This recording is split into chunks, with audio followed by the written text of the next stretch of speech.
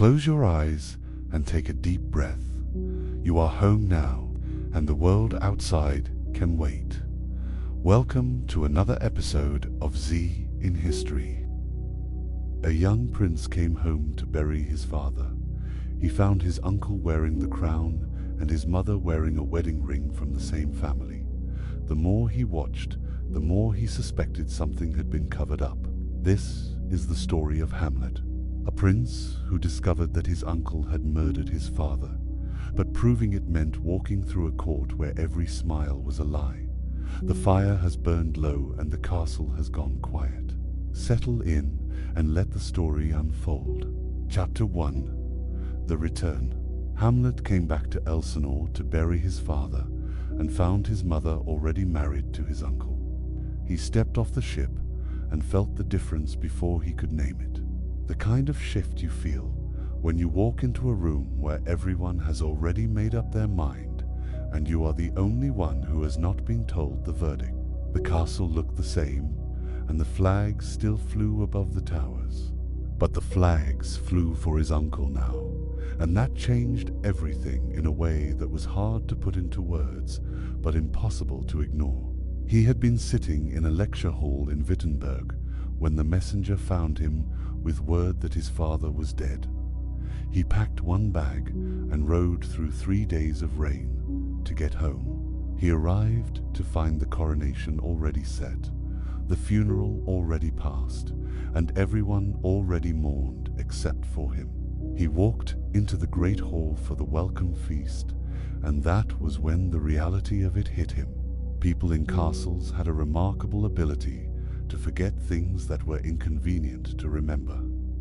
No one in Elsinore had ever been more forgetful than they were the week the old king died.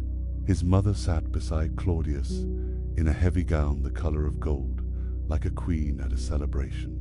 She smiled when she saw him with the kind of careful smile that asks you not to make a scene. Hamlet bowed and said nothing about the speed of things. He took his seat at the lower table instead of the high one. A servant poured wine that he stared at without drinking. The great hall had no fireplace at the far end, which meant that anyone sitting below the salt shivered through every meal from October to April. The cold was a constant reminder of where you stood in the order of things.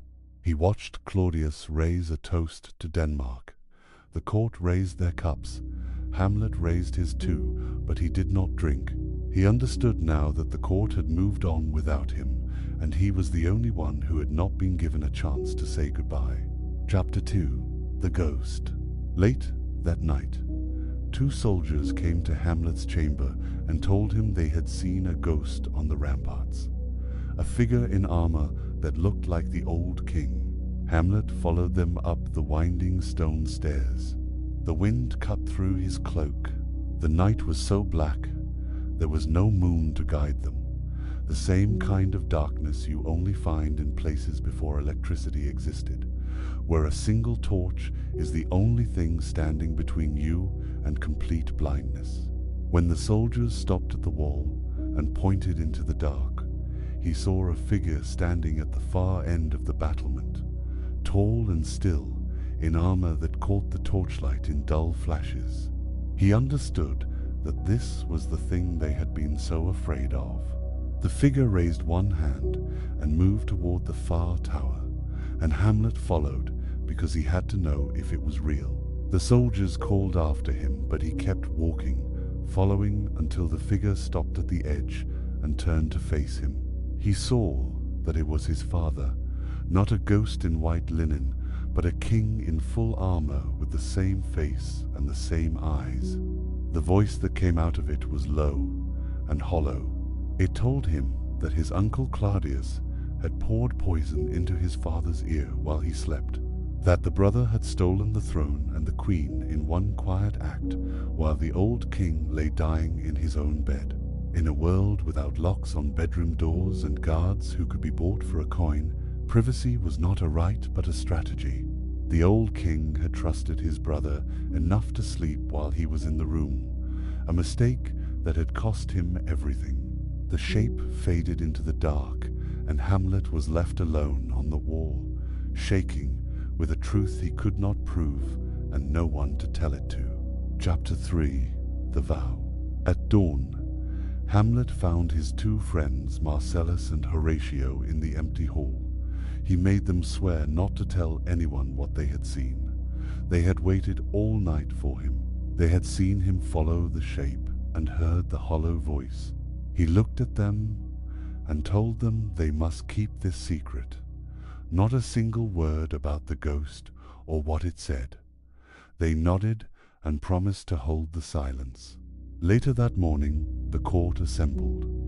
Claudius sat on the throne conducting business as if nothing had happened, speaking of foreign threats and trade, and how glad everyone was to have the young prince home. Hamlet stood in the back and watched the king carefully. That was when he noticed something strange. Every time Claudius mentioned the old king, his left hand would move to his collar, adjust it, and fall back to his lap like it had never moved at all. Polonius shuffled papers, and courtiers bowed. Hamlet watched every bow and every smile and every glance toward the throne. He understood that they had all accepted the new order, while he was the only one who still carried the old weight. He excused himself before the court ended and walked the long corridor to the east wing where no one followed. He stopped at a window to look out at the sea and make a vow to himself. He would find the crack in Claudius's mask. He would wait and watch and gather proof before he did anything that could not be undone. Chapter 4. The Mask. Hamlet decided to pretend to be mad so that the court would underestimate him. He began to change the way he moved through the castle to sell the performance. He walked slower and stopped in doorways and stared at things that were not there.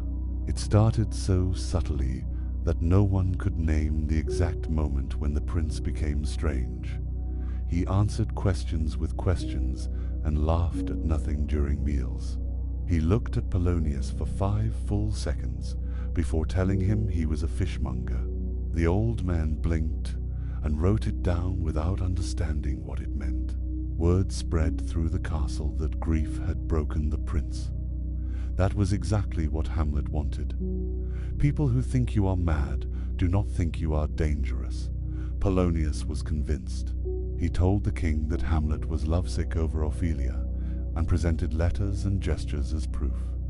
Claudius listened and nodded, but he did not look convinced. The way a man looks when he knows there is more to the story and is waiting for you to show your hand. Ophelia was told to keep her distance. She obeyed her father without argument. When she passed Hamlet in the hall, she lowered her eyes and walked faster. He watched her go, knowing that she had been the one warm thing in this cold place, and now she was gone too. The mask was working on Polonius and the gossips, but Claudius was not buying it. Every time the king touched his collar, Hamlet noticed and understood that the game was far from over. Chapter 5. The Players. A troupe of traveling actors arrived at the castle, and Hamlet saw an opportunity to trap Claudius into revealing himself. In the Middle Ages, a traveling theatre company was the closest thing to a news channel, and a circus rolled into one, bringing stories from cities most people would never see. Hamlet knew some of these actors from better days when they had performed for his father. The lead actor was older now, but still sharp. When Hamlet shook his hand, he felt for a moment like the prince he used to be. The troupe was invited to perform for the court. During dinner, Hamlet asked the lead actor to perform a speech about a son whose father was murdered. The actor stood and filled the room with grief. When the speech ended, the court applauded, and Claudius clapped with the rest. His face gave nothing away except that brief hand movement toward his collar that came and went in a heartbeat. Later, alone with the actor, Hamlet made his move. He asked them to perform a specific play about a king being murdered. He asked them to add a short scene where the king is killed by poison poured into his ear, the exact way the ghost said Claudius had killed his father. The actor did not ask why. He simply said yes because he trusted the prince. The stage was set, and Hamlet knew that tomorrow he would finally see the truth. Chapter 6. The Trap. The court gathered in the long hall the next evening. Hamlet sat in the front row, 3 seats from the king, close enough to see every flicker in Claudius's face when the scene played out. The play began with a king and queen and a brother who loved too much. The moment came when the actor playing the nephew walked to the sleeping king, held up a small bottle, and poured a thin stream into the sleeping man's ear, exactly as Hamlet had instructed. Claudius stood up so fast that his chair scraped the stone floor with a sound that cut through the room. He called for light and for air, and walked toward the door with quick steps. The court turned to watch him leave. Whispers spread like fire. Hamlet did not move. He sat and watched the empty doorway, feeling that mix of triumph and dread you feel when someone reacts exactly the way a guilty person would. Horatio stepped close and said one word: guilty. Hamlet breathed, because now he had his proof. The ghost had told the truth, but the triumph did not last long. A second truth settled in his chest almost immediately. Claudius now knew that Hamlet knew. The mask was cracked, and the game had entered a much more dangerous phase. Chapter 7. The Prayer. After the play, the castle fell into the kind of quiet that is louder than noise. Hamlet was walking the corridors when he passed the chapel and saw candlelight bleeding through a slightly open door. He looked inside and found Claudius on his knees, alone, no guards, no witnesses, his head bowed and his lips moving in prayer. It was a strange thing to see a man who had killed his brother talking to God as if they were on speaking terms. Hamlet's hand went to his belt, where the blade was waiting. One step and one strike, and it would be over. He pulled the blade half out, and the metal caught the candlelight. But he stopped. He reasoned that a man killed while praying goes to heaven, while his father had died without absolution. Killing Claudius now would send him straight to paradise, while his father was still waiting for justice. He pushed the blade back into the sheath and stood in the doorway, watching and waiting. He waited too long. Claudius rose and walked past without seeing him, and the moment was gone. Hamlet understood, somewhere deep, that he would not get another chance this clean. Hesitation was a pattern he could not break, and it would cost him everything in the end.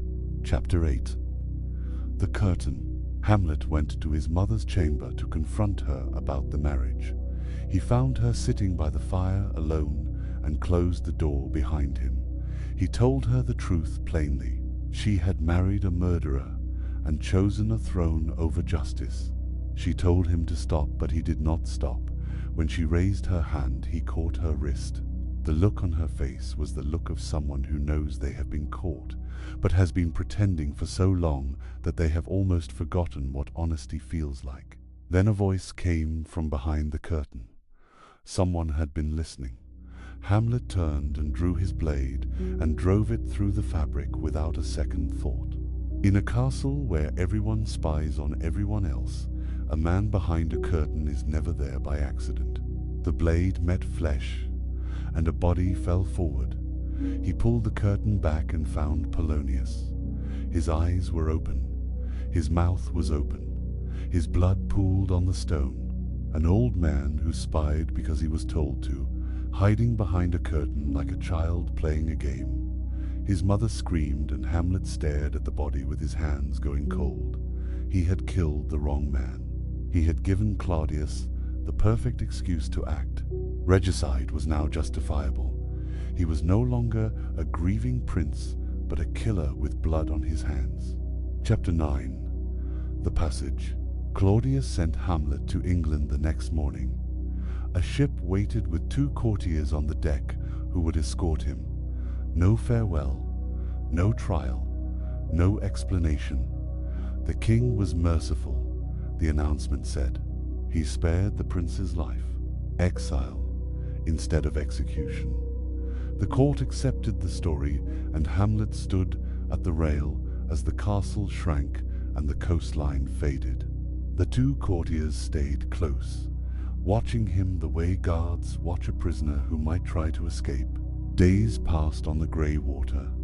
Hamlet ate little and sat in silence. The courtiers spoke to each other in low voices. One night, when they thought he was asleep, he heard them mention a letter and a king and a kill order. He waited until they slept. Then he moved through the dark and found the sealed letter in the captain's quarters. The words were clear. The English king was ordered to execute him on arrival. He read it twice. Then he took a fresh sheet and wrote a new letter ordering the bearers killed instead. He sealed it with the same stamp and put it back. There was a grim satisfaction in outwriting men who thought you were too broken to be a threat. But even as he did it, he knew that survival was not the same as victory. He was farther from home than ever, and the throne was still occupied by the man who had put him on this ship. Chapter 10. The Return. Hamlet escaped the ship and came back to Denmark. He jumped ship 3 miles south of the castle and made his way back on foot, salt-stained and wet, but finally on solid ground again. A farmer recognized him and told him what had happened while he was gone. Ophelia had drowned in the river. Her brother Laertes had returned from France demanding answers. The weight of it pressed down on him like a stone wall that had been leaning for a long time and was finally falling. He sent a message to the castle saying he was back. It was a risk, but hiding had not saved him, and running had not saved him. There comes a point where you have to open the door, even when you know what is on the other side. He stood at the edge of the forest and looked at the castle where the towers rose against the grey sky. Everything looked the same. Nothing was the same. He walked forward as the gates opened, and he stepped inside. Chapter 11. The Grave. Rain fell through the morning. As Hamlet walked the back paths of the estate, he had not slept or eaten. He needed air. The churchyard came into view through the mist, where a grave was being dug. The sound of metal cutting into wet ground, the kind of sound that tells you something final is happening. A procession came from the chapel with few mourners and a short service. The kind of burial for someone the church did not want to bury, because drowning at a young age was not a clean death, and the church liked clean deaths. The coffin was lowered, and Hamlet stepped closer. He saw the name carved on the simple stone. Ophelia. The ground tilted under him. She had drowned, and she had broken, and he had been the one who broke her. There was no way to undo any of it. Laertes jumped into the grave with a voice that cracked as he called to his sister. Hamlet moved forward and stepped into the open to say her name and say that he loved her. Laertes looked up with pure hatred in his eyes. He climbed out of the grave with his fists ready. Guards had to step between them. The message was clear. One of them would not leave this castle alive. Hamlet walked away with the rain soaking through his clothes, not feeling it at all. Chapter 12. The Room. Claudius arranged a fencing match between Hamlet and Laertes, a formal event in the great hall. The blade was poisoned and the cup was poisoned, and in the end everyone died. Hamlet accepted the match because there was no way to refuse without looking like a coward. Blades were brought. Hamlet picked one up and tested its weight, not seeing that the tip had been filed sharp. Laertes took the other. The room settled into rows, and the king sat high in his chair watching everything like a man who believed he had finally won. The match began. The first exchange was light, the second was faster, and when the third drew blood, Hamlet looked down and saw the wet blade. He understood in that moment that the trap had been set before he walked in. He grabbed the poisoned blade and drove it into Claudius before anyone could move. The king fell, and the room erupted into chaos. The poison was moving through Hamlet now, fast and warm and final. He looked at the same ceiling, and the same torches, and the same hall where his father had died. He fell to the floor, knowing that the truth was finally out. Everyone had seen Claudius fall, and everyone had seen the blade. This story would not be buried the way his father's story had been buried under a year of silence and smiles. The room went quiet, and the fire burned low, and the castle of Elsinore fell still.